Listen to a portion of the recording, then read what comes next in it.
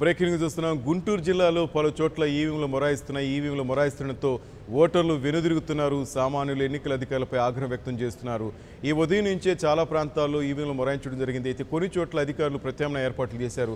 అయితే మరికొన్ని చోట్ల ఈవీఎంలు మొరాయించినట్టు తెలుస్తోంది. అక్కడ అధికారులు ఎటువంటి ప్రత్యామ్నాయ ఏర్పాట్లు చేయకపోవడంతో సామాన్యులు ఎన్నికల అధికారులపై ఆగ్రహం వ్యక్తం చేస్తున్నారు. చాలామంది ఓటర్లు అక్కడి నుంచి వెనుదిరగటం మనం చూస్తున్నాం.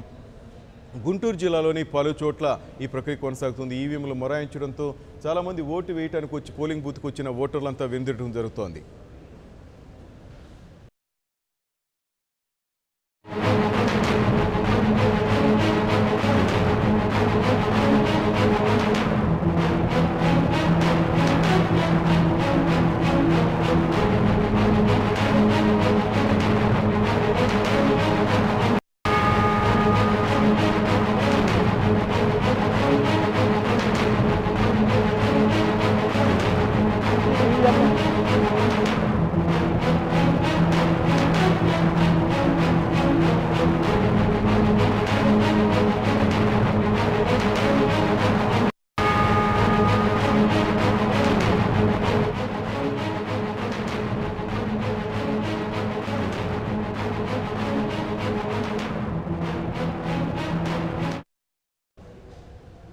గుంటూరు జిల్లాలో పలు చోట్ల ఈవీఎంలు మొరాయించడం జరిగింది. దీంతో సామాన్యులు ఓటు వేయకుండానే పోలింగ్ కేంద్రాల నుంచి వెనుదిరగడం జరుగుతోంది. ఎన్నికల అధికారులపై ఆగ్రహం వ్యక్తం చేస్తున్నారు.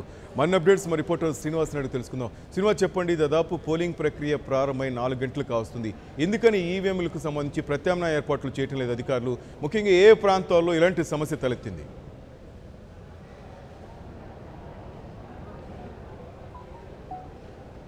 గుంటూరు జిల్లాలో ముఖ్యంగా శ్రీనివాసరావుపేట ప్రాంతంలో ఈవీఎంలు మొరాయించడంతో పోలింగ్ నెమ్మదిగా కొనసాగుతున్నటువంటి పరిస్థితి ఉంది. ఇక్కడ 4 ఈవీఎంలు ఉండగా 2 ఈవీఎంలే పనిచేస్తున్నటువంటి పరిస్థితి ఉంది. ప్రస్తుతం కొంతమంది క్యూలో ఓటర్లు ఉన్నారు, వారిని అడిగి తెలుసుకునే ప్రయత్నం చేద్దాం. మేడం, మీరు ఎంతసేపు నుంచి ఉన్నారు, ఏంటి ఇక్కడ ఓటింగ్కి?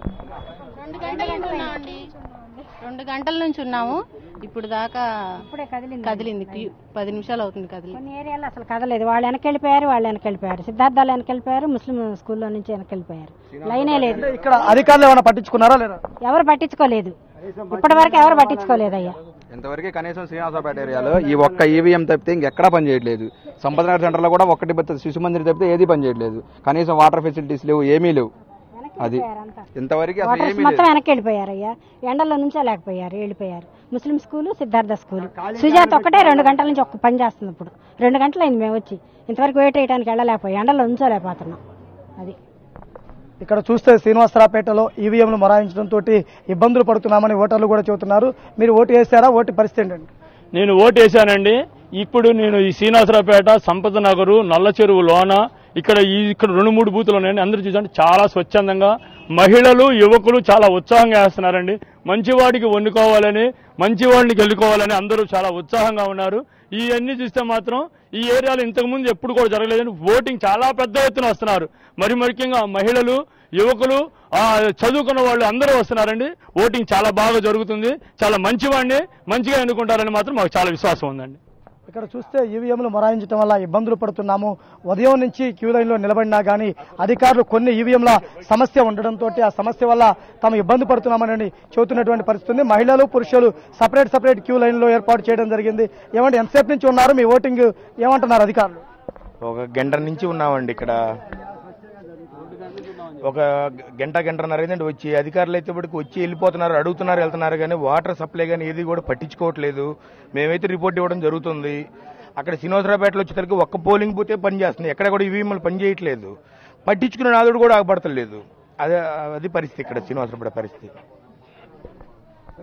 ఇక్కడ చూస్తే మహిళలు అదేవిధంగా పురుషులు అందరూ కూడా వీరికి సంబంధించి శ్రీనివాసరావుపేటలో ఈవీఎంలు మొరాయించాయి, ఇప్పుడిప్పుడే పోలింగ్ కొనసాగుతుందని కూడా చెబుతున్నటువంటి పరిస్థితి. అంటే ఉదయం 7 గంటలకు ప్రారంభమవలసినటువంటి పోలింగ్ అధికారుల సమన్వయ లోపము, అదేవిధంగా ఎన్నికల సిబ్బంది సరైన విధానం లేకపోవడం కారణంగా ఎక్కువ ఉన్నటువంటి పోలింగ్ సంబంధించినటువంటి ఈవీఎంలు పనిచేయడం లేదని చెప్పేసి కూడా ఇక్కడ ఆరోపిస్తున్నటువంటి పరిస్థితి ఉండడం జరిగింది. అంటే ఇప్పుడే కొంచెం 1-2 ఈవీఎంలు పనిచేయడం వల్ల క్యూ లైన్ ముందుకు సాగుతుంది.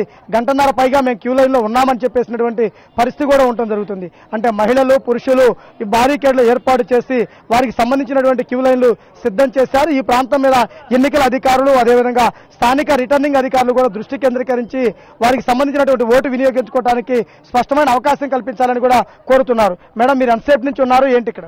మేము 1 గంట నుంచి ఉన్నామండి. ఏంటి ఓటింగ్ కొనసాగుతుందా లేదా? ఇప్పుడే సాగుతుంది మేడం, మీరు చెప్పండి. ఇప్పుడిప్పుడే సాగుతుందండి. ఇక్కడ ఇప్పుడే కొంచెం ఓటింగ్ కి సంబంధించి ఈవీఎంలు పనిచేస్తున్నటువంటి పరిస్థితి ఉండడంతో క్యూ లైన్లు ముందుకు సాగుతున్నాయని కూడా చెబుతున్నారు. కానీ ఇంత అవసరమైనటువంటి ప్రతిష్టాత్మకంగా తీసుకున్నటువంటి ఎన్నికలకు సంబంధించి టెక్నికల్ ఇష్యూస్ ఈవీఎంలను ముందు సరిచేసుకోకపోవడం కారణంగానే ఎన్నికల సిబ్బంది నిర్లక్ష్యం కారణంగా ఇలా జరుగుతుందని చెప్పేసి కూడా వీళ్ళందరూ ఆరోపిస్తున్నారు.